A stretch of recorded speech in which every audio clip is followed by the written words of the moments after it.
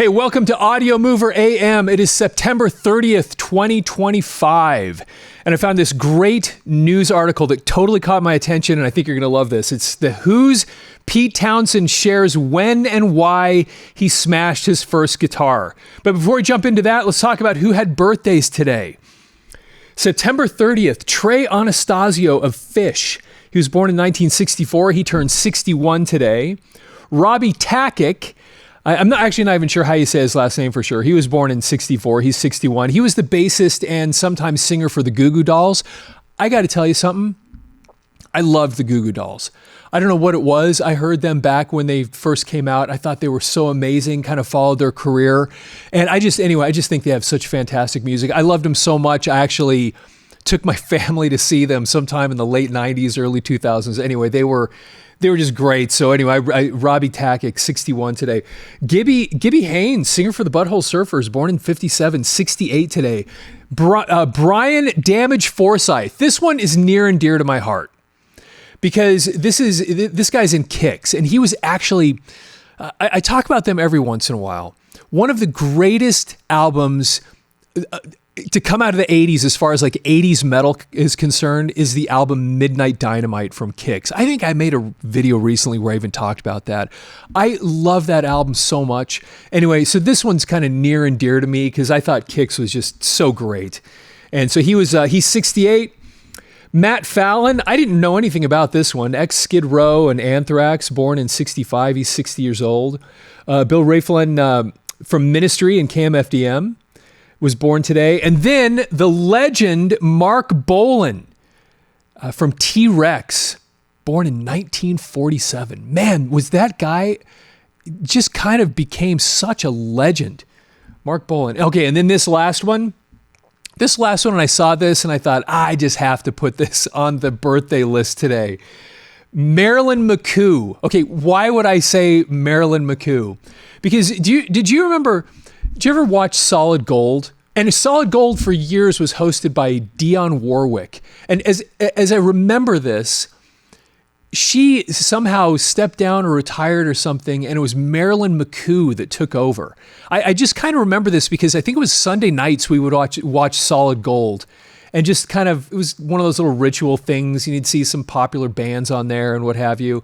But I remember somehow Marilyn McCoo came in and she started replacing her or something like that. And we didn't really know who she was, but she was actually in the group, The Fifth Dimension, that did the song Age of Aquarius. And I didn't learn this till many years later, but I actually have that album.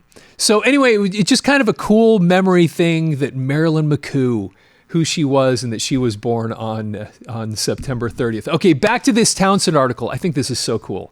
I thought this was so fascinating when I read this. And anyway, I think you'll enjoy this. Legendary musician and guitarist of The Who, Pete Townsend, still remembers when and why he smashed his first guitar. The Let My Love Open the Door songwriter would gain a reputation for destroying his equipment on stage, while he says the practice would embarrass him, especially when he'd be asked to perform the stage ritual. Okay, you're going to find, I found this so interesting.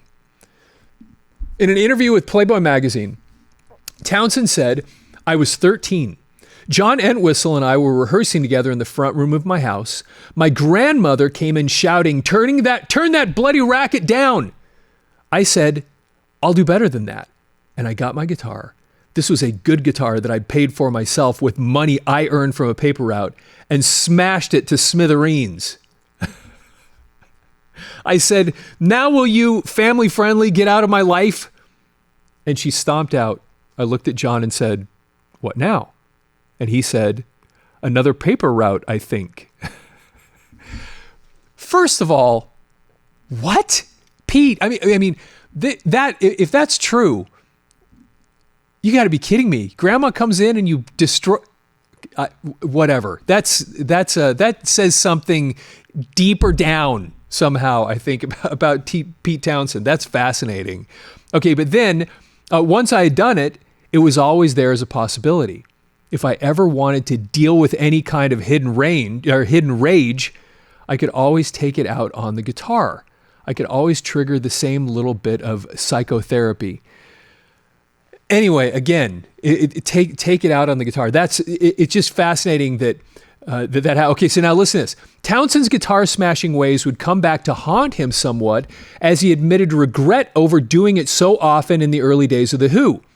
He told interviewer David Sheff, "Well, you have to remember, I'm not angry all the time.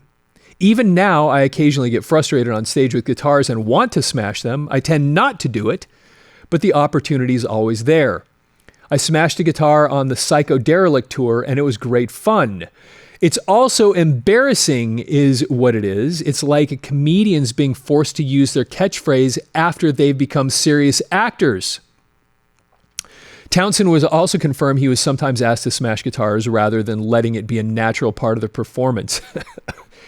Which is just so funny, natural. Okay, anyway, an appearance on the David Letterman talk show would be such a moment. And apparently when he did it there, they asked him to do it, and he said that he'd do it if they gave the money to charity or something like that. Okay, but the underlying part there that was so interesting to me is that last part where he said it's embarrassing because people tend to expect it. The fact that it became a ritualistic thing, I never thought about this before until I read this, but consider Paul Stanley, for example. Every concert, at the end of the concert, what's going to happen? You're going to see him kind of go to the back of the stage, quietly take his good guitar off, put a not so good guitar on, come out to the front of the stage, and then break it. And you want to see it, but it's kind of this, it's just part of the show. And it was so interesting that Pete Townsend talks about this thing. It would be a different thing when you see somebody breaking a guitar because they're mad. Now, on that same story, talking about Kiss, I one time saw Gene Simmons. The memory's a little bit scattered, but I remember him starting a bass solo. This was in the non-makeup era. This is back in the 80s. And he came out to start doing his bass solo, and it sounded awful. There was something going wrong with it. And he stopped, and he kind of shook his hand, crossed his arms, and he looked back at his tech. He started playing again, and it didn't sound right. And I remember it was the weirdest thing. He took his bass off, and he just threw it. And I remember going, whoa. And now see that, it was because it was real. At least it felt real. He was mad. And there was something so cool about that it was this moment of actual rage where he's throwing his guitar with no concern if the thing breaks when it lands on the ground. Now, another area where you'll see this is Rob Halford. When he brings the Harley out on stage, during the song Hell Bent for Leather. Now, if you go see Judas Priest in concert and Rob Halford does not bring the motorcycle out on stage, you probably ask for your money back because it is part of the show. But it doesn't have that amazing raw energy that Chris Christopherson did in A Star Was Born, where you see him wander off the stage. Some guy's got a motorcycle there, and he just gets on the thing and just drives it up onto the stage in just utter rock and roll chaos. And that's what I thought when I read this. It was like, it's interesting that we take these things that are supposed to represent the chaos of rock and roll, and then we shrink wrap it, ship it, just kind of the same rote thing that a band will do every single night. And it loses all of that, the energy that it was supposed to. Now, of course, they're not going to get up the energy to go grab a motorcycle and drive it on stage or whatever possesses you to do that every night. So you do just kind of want to see it. But it is an interesting thing where Pete Townsend's like, I did it originally out of rage. And when you start getting asked to do it, it is a little bit like a comedian, and not just a comedian that stops being a comedian. It's like you're a comedian that is just, for the rest of your life, you have to just say the same line over and over and over again that at one point meant something, and now it's just how you get your paycheck. And that's the difference here that I just listening to Pete Townsend talk about it that way, I thought was really, really fascinating. Anyway, I thought you might find that interesting too. Okay, now let's talk about comments. So yesterday there was a comment that this one jumped out at me, and this was a Black Sabbath video. I actually think that this Black Sabbath video was one we put out. I think we might even put this out yesterday. Anyway, I just thought this comment was really, there was something in here that kind of jumped out at me that I wanted to share with you. And this was, I think I was reading a newspaper article. They were talking to Ozzy and Tony Iommi, but it was during the period of Never Say Die, the tour, and the kind of the weird, the difficulties all around, the instability, the challenges that surrounded that. You know, of course, Ozzy at this point, you know, he'd kind of quit the band temporarily, and it was just kind of an awkward time when during that period, because of course Never Say Die was kind of looked at as this kind of half effort, wasn't really a great album. A lot of people didn't think, and then, you know, Van Halen's now opening up for them, and they're these new hot shots, and Black Sabbath is kind of on the way out, and Van Halen's on the way in. Just a fascinating period in the history of Black Sabbath. But he said something in here that I think is really interesting that you're going to enjoy. So this is from Tom Sabbath. Again, this is just a comment left down on a video that we made. I'm fascinated by this period in the band too. It's very hard to know with Sabbath. They seem to want to keep you guessing about a lot of things. I really like Never Say Die. You can hear the band is falling apart, but I just love their versatility, and I'd rather this than the same thing over and over again. And that's the part that really jumped out at me. Because one of the problems that a lot of rock bands run into is it's a little bit like what we were talking about before with the breaking of the guitar. The fans kind of come to expect the same thing over and over again. And it's a trap that a lot of bands fall into, because they put an album out, people love it, and so then they put out that album kind of a part 2 version, and people like it, but somehow having the clone or the same thing, it's easy to get bored, even though the fans say they want the same sound. If you give them too much of the same thing, then the fans kind of get bored, and then the band starts falling off a little bit. And there's a bunch of examples of this where bands have successfully figured out how to reinvent themselves. Probably one of the greatest examples is going to be the Black Album from Metallica, because a lot of people got turned off by that album. But in the process, you know, because they were kind of redefining their sound with that record. And a lot of people fell off, but they gained, for every person they lost, they gained thousands more, you know, and it's the thing that maybe kind of set them on that trajectory that landed them into this household name thing that they are today, where they're able to go fill up stadiums, which is incredible when you think about that with that band, you know, that back in the early 80s was kind of this, who, you know what, and this underground, obnoxious, loud speed, but they reinvented themselves. You know, and another great example of this is the band U2. They're constantly redefining who they were. And the fans kind of stuck with them because they were writing good songs, the music was good. And there's so many different groups that were able to do this, but most aren't. And so, but it was interesting here, because one of the things that we don't always think about with Black Sabbath is their versatility. Because they did, over the years, have a lot of really interesting things they did. And I'll give you one of my favorite examples of this, and it came off the album Paranoid. And it's the song Planet Caravan. Now, when I was a kid and I was listening to Paranoid, the album, I didn't like that at all. I thought that was kind of like, what am I listening to?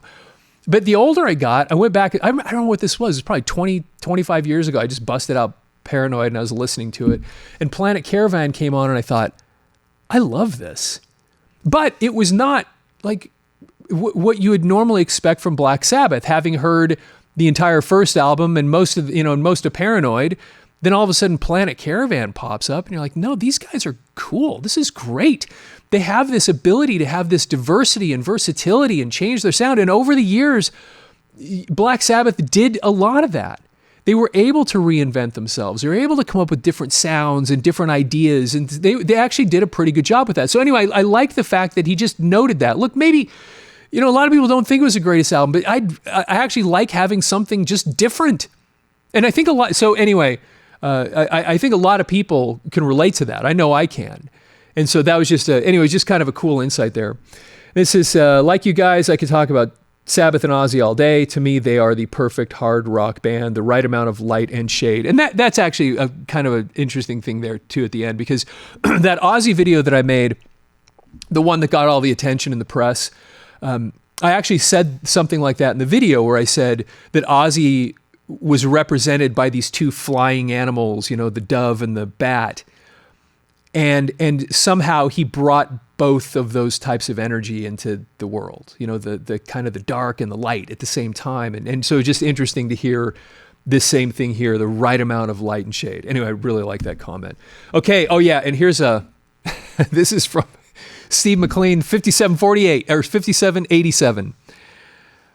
This is an honorable mention comment because he kind of called me out on this one. This is actually from yesterday's Audiomover AM.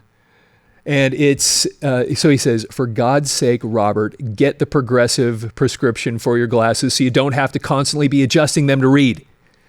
It only takes a couple days to get used to them, but you will. I have 3 different prescriptions in each lens. Otherwise, I'd have at least 2 pair of glasses. Okay, duly noted.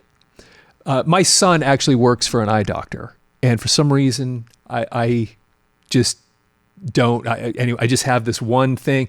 And it's funny because I've watched myself back on a few of these videos and I think that is kind of annoying how you're constantly doing that. And so, okay, I will sometime in the next month or 2, I've got a lot happening, but I will get to an eye doctor and I will do something about upgrading my prescription and seeing about getting some progressive lenses so I'm not constantly adjusting my glasses. Thank you very much for calling me out and pointing that issue out, and I will get that resolved. So there you go.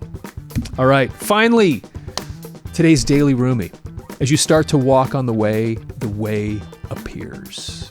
We would like to thank Digitech for their ongoing support of this channel. If you're a guitar player, visit digitech.com and check out all their latest cool stuff. Later today, we have a video coming out where I mansplain Van Halen to Shelley. You're not going to want to miss that. That's coming out in just a couple of hours. And if you're not following the channel, please follow the channel, like the video, share it with everybody you know. Please leave your comments down below. And with that, have yourself a fantastic day.